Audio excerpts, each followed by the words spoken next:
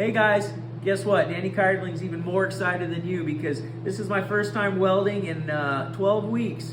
And that's the longest I've ever gone welding since I was a baby. So we're gonna try my first time weld, and we're gonna weld this little seam here on this welding bed. So let's get started.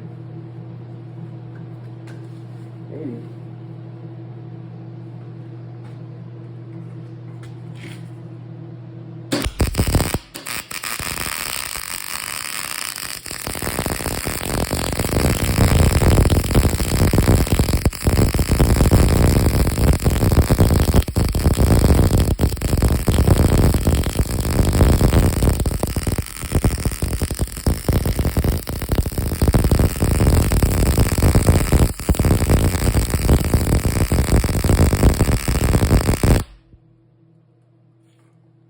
What do you think, Tyson? Looks good. Get a pretty good video of that.